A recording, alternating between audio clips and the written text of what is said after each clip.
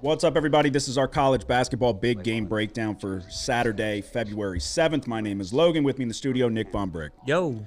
Last time out was fun. Super Tuesday. We sat right here. We gave you 6 plays, and we hit every single one of them. You wish it would happen every single time out, but you got to enjoy it when it does happen. Hit the like and subscribe button. If we helped you cash a ticket, you can help us by doing that. It was about as good a night as we could possibly have had. Every single game was relatively no sweat. I didn't keep a super close eye on I did towards the end, but your NC State and SMU over. If that was not on pace at halftime, right? Like, I think scoring picked up in that second half, and it was a relatively tight game, wasn't it? Yeah, it was a close game. I think it was I don't remember the halftime score, but I thought I remember looking, and it seemed like it was not super far off, but not on pace, not where you needed it. And then in the second half, I had it on the second TV, and it seemed like exactly what you're looking for if you bet an over, where two teams moving fairly quick, shooting threes, and in a close game going back and forth. I know Copeland or whoever it was looked like he was starting to take over. NC State both won of the them game. play pretty fast, and I remember in the beginning, SMU wasn't really capitalizing. Really, both teams they weren't capitalizing on at the basket like they probably should have been able to. And in the second half, they both started knocking down threes, and really didn't even need to get into the foul game because it didn't. It was a one possession game down there at the end, so free throws didn't boost this really at all. Yeah. I had Tennessee by I think 11.5. They end up winning by basically 20. It was a weird. Chris Beard got ejected from the game after things were already kind of going south there. Nate Ament, I tweeted out that Nate Ament was not enjoyable to watch play basketball. He had 2 points and 2 turnovers in that first half. Kind of exactly what I talked about going in. He just a little too timid at times. Scored like 26 in the second half, and Tennessee Twitter started coming for me, and I was like, my bad. I was like, you're not gonna believe this, but I was very happy to see that. I'm not hating on the kid. That was a moment of frustration because he was playing like a bitch, and then he ended up absolutely taking over in that second half. We had Virginia minus, same thing, very similar. I think it was 13.5. They win by 20. We had UCLA. They dominated whoever the hell they played. I can't remember even 5 minutes ago, let alone till Tuesday. But then USC was a fun one. A little bit of a back and forth with Indiana there. Got real dicey there at the end. USC couldn't handle the press. Indiana ended up making it a 1-point game. Wilkinson went crazy for him, had 30-plus, I think. But Gilbert Arenas' kid, talking about make you feel old, Agent Zero, his son is a freshman, dropped like 29. Was trying to throw it, getting it tipped, nearly turning it over, going right back into his lap and just forcing up a three, hitting everything he shot. It was fun. 6-0 Tuesday. I thought I was about to hit 5 plays in a row. Gave out Cincinnati on Thursday, laying 5.5 points. It was a little bit outside of the range of what I was hoping to see. I was hoping closer to a one-possession game. It wasn't. Still laid it. They were largely dominating that game until halfway through the second half, and they just packed it in. So much so that Wes Miller might lose his job. He was crying on the radio after the fact, going and telling people that this is not acceptable. And it's like, no kidding, pal, because the team looks fucking terrible. If they can't get out in transition and let Baba Miller use his athleticism in the half court, they are just brutal. But Honor Huff, the guard for West Virginia, they held him in check up until all of a sudden he had 0 points. He was like 0 for 3 from the three-point line, and then he hits 3 in a row. And then they want to get touch fouls every time he drives to the basket to give him an and one. Went crazy, took the game over. West Virginia pulled it out. Cincinnati, I almost guarantee you Wes Miller will lose his job. It's as bad as it gets. So, but like I said, Tuesday, 6-0. We got to try to do it again. Sounds like we got 5 plays for a pretty stacked Saturday. It's North Carolina Duke. It's you got Houston BYU at the end of the night. You got Illinois Michigan State, which I don't have action on, but Are you on that game? Which game? Illinois, Michigan State? No. Michigan State's. This is just my thoughts on it. This is not one of my plays, but I do have Illinois 20-1 to win the national championship. But Michigan State's laying 1.5 on the home court. Total sits at 144.5. My leans, I would have to lean towards the under because it looks like there's some people out there that like Michigan State, and I get it. Their half court offense is brutal. If they can kind of get out in transition and run, they can score some points here and there. But that's not really their style of play, and that's exactly what Illinois in the half court, Illinois is the best team in the country. They have so many different guys that can shoot the ball and so much length, and Wagler might be the best freshman out of an incredible freshman class. That dude is fantastic. That's one I'm going to have my eye on and I'll be interested to see which way this line starts to go. But Illinois is the real deal, and they're doing it without Keelan Boswell. So, but all right, we'll get to what we're taking. Do you have anything for 11? I don't. Okay, I do. I don't have a ton on this one. I like the team. We're going to go to Louisville on the road, taking on Wake Forest, and we're going to lay 7.5 points with Louisville. Their superstar freshman, Michael Brown Jr., had been in and out of the lineup. He had been dealing with an injury. He's been back for about 4 or so games now. He's doing a good game, bad game situation. I think he's still trying to get his legs under him. I think this game's going to be decided by the guards. I think Louisville has the superior guards in this matchup. They've played some head-scratching games over the course of the season. I do think that they are a really good team. As far as Wake Forest, I don't think they have the defense to contain Louisville's offense. Both teams want to get out and run and gun. Wake Forest does as well. So it's not contrasting styles where they can try to take the air out of the ball. If you're going to play Louisville's style of game, I don't think that they're good enough to keep up. You got Wake Forest coming off of a 96-78 loss to NC State. It's a little hefty of a number, but it's not enough to scare me away from taking Louisville. It is a road game, so that's always a cause for concern. But I think we could see Louisville kind of go on a run here. It's February. We're going to start getting close to tournament time, so I will take the Louisville Cardinals -7.5 as my first play. Which way are you going? I'm going to go to Florida State Notre Dame. Notre Dame's 2.5-point favorites on their home court. The point total is 153.5. Florida State started off ACC play pretty bad. 0-5 to start. They're 3-1 since. Notre Dame has dropped 3 in a row, including a 3-point double overtime loss to Virginia in their last home game. It's been tough for Notre Dame without their leading scorer for the past couple months. But I look at this Florida State team who only has 1 win on the road. They're outside the top 300 in three-point shooting percentage. Notre Dame's a top 60 perimeter defense nationally, and they're the second best perimeter defense in ACC play. Both defenses aren't great, but when I look at this Florida State team, they're the second worst defense in ACC play in adjusted efficiency. And they've done a poor job rebounding the ball this year. So I'm going to lay 2.5 points with Notre Dame at home. Okay. Is Burton back? I don't think he's back. No. Okay. If they could get him back, that dude's the real deal. He's been with them for a couple years now. He's like, he can go for 20 on any given night. But it's kind of, they're getting to the point where, is it even worse for him to come back? Because I think he can still maintain get a red shirt if he what's their record? 10 and I don't think it's around 500. So they would need to pull off some type of miracle to even be in consideration for the tournament at this point. They'll have to probably win their conference tournament. Yeah. And look, we see teams that go on crazy runs. We had that NC State run a couple years back. So I'm actually going to have 4 plays. I thought I was going to have 3. I'm going to go ahead and do it. My next one, it's another 11 a.m. tip. It's Wisconsin going on the road to take on Indiana. We've had action either on or against Indiana a few times this year, most recently USC. They went on the road to play, and we were on the right side taking USC in that one. Indiana, they had the West Coast road trip, back-to-back, playing UCLA, USC. Someone has to step up in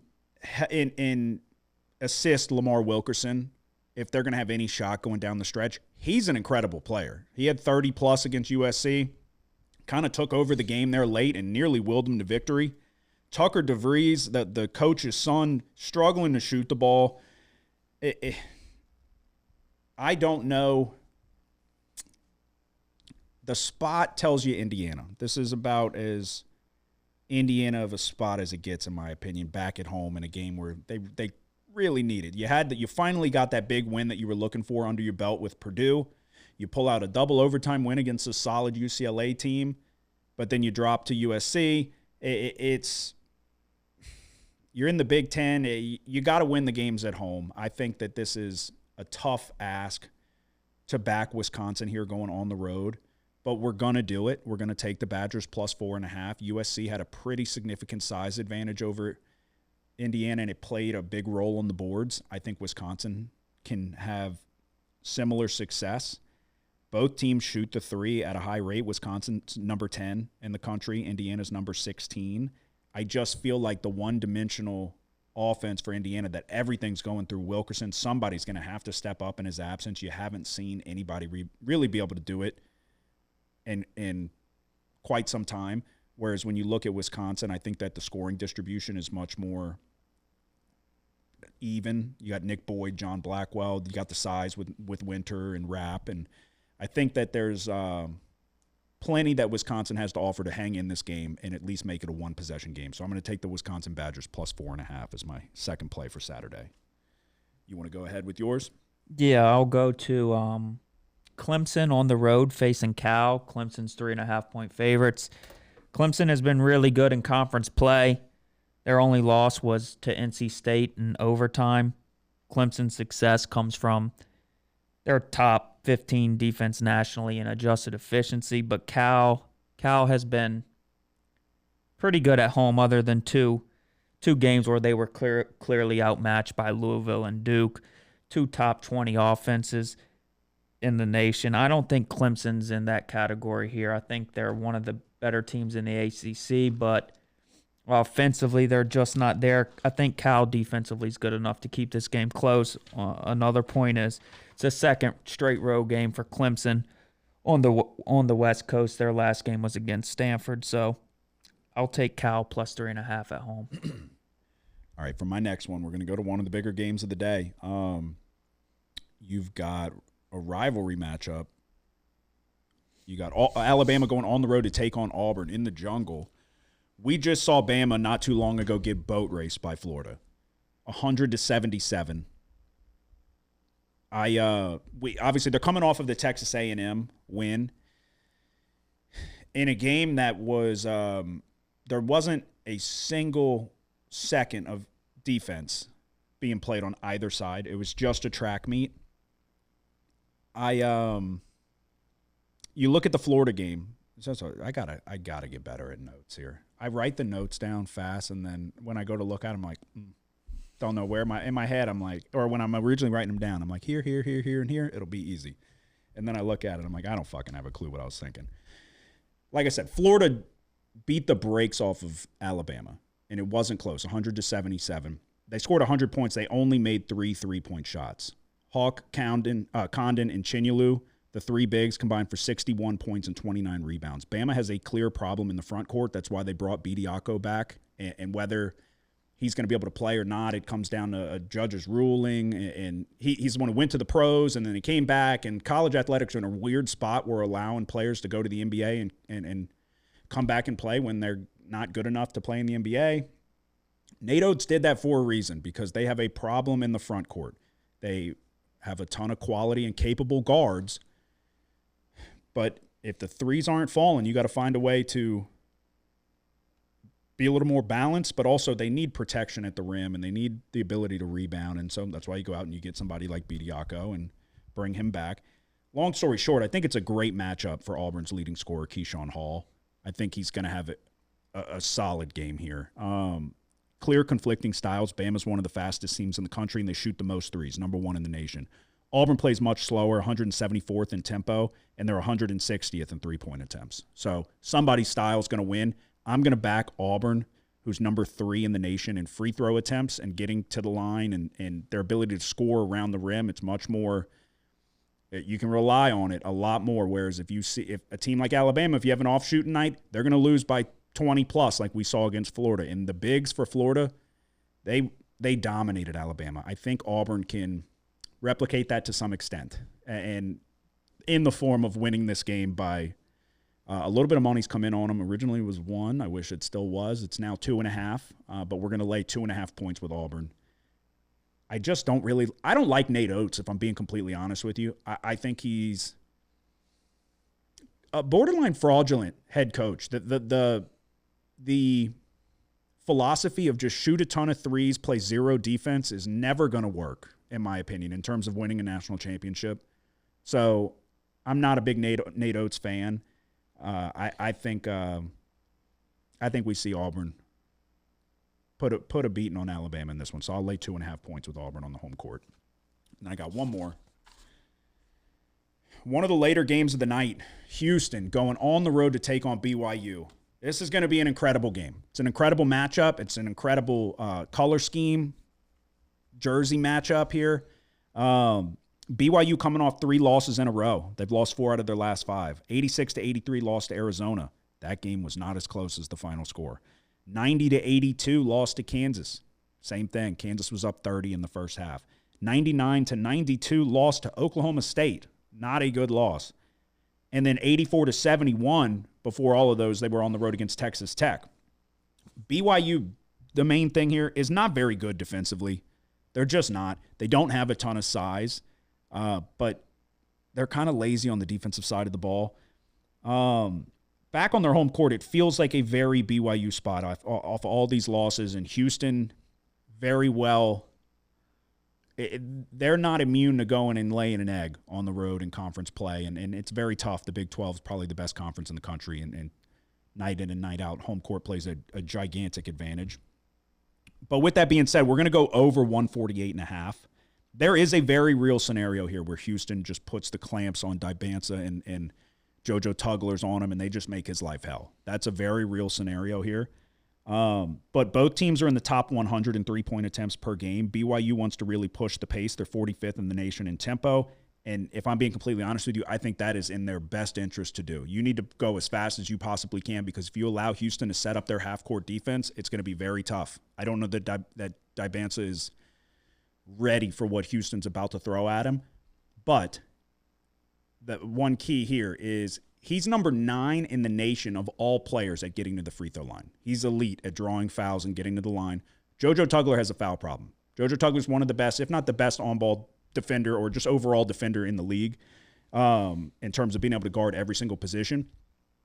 But the way Houston plays and their style with Kelvin Sampson, they're very physical. If you get a ref that's blowing a quick whistle, Dybansa's going to live at the free throw line. Tugler might find himself in foul trouble early and miss 8 minutes of the first half and things like that, where it becomes a lot easier for BYU to score. And Houston on the other side, if BYU does make it a track meet, Houston's got enough talent at the guard position that they can run and gun with the best of them. It's just not their style of play. But if that's what the game calls for, they're more than capable of doing it. Kingston Flemings might be one of the best guards in the country as a true freshman. Milos Uzan has been around the block for a while. All their guys can finish at the rim. A lot of second chance opportunities. They shoot a ton of threes. So if the threes are falling, obviously we're good to go. But with the pace that I think this game might be played at, I think we're going to get to an over here. When you think of Houston basketball and over nearly a 150, it's kind of like, okay, you got to take a step back and go, what are we doing? But I think the talent on the floor here and the path to success for a BYU team that I think people are going to back, if I'm being honest with you, I think money will come in on BYU. You have to think that they're going to be able to put some points up on the board. So just defensively, I don't really believe in BYU. So we're going to go over 149.5 with Houston and BYU as my final play for Saturday. That's all you got? Yeah. Okay. So there you go. That is our best bets for Saturday. To recap, I am going to take Wisconsin plus 4.5, Louisville minus 7.5, Auburn minus 2.5, and Houston BYU over 149.5. We're going to go Notre Dame minus 2.5 and Cal plus 3.5. All right. Another 6 plays Tuesday, 6 plays, won them all. If we win them all again, I'm not going to know how to act, but we're going to try to get a few more winners under our belt. Here's to a good Saturday. Y'all have a good one. Good luck. The house always wins. play long enough, you never change the stakes. The house takes you. Unless, when that perfect hand comes along, you bet big, and then you take the house. I've been practicing this speech. A little bit. Did I rush you? Felt like I rushed. No, it's good. I liked it.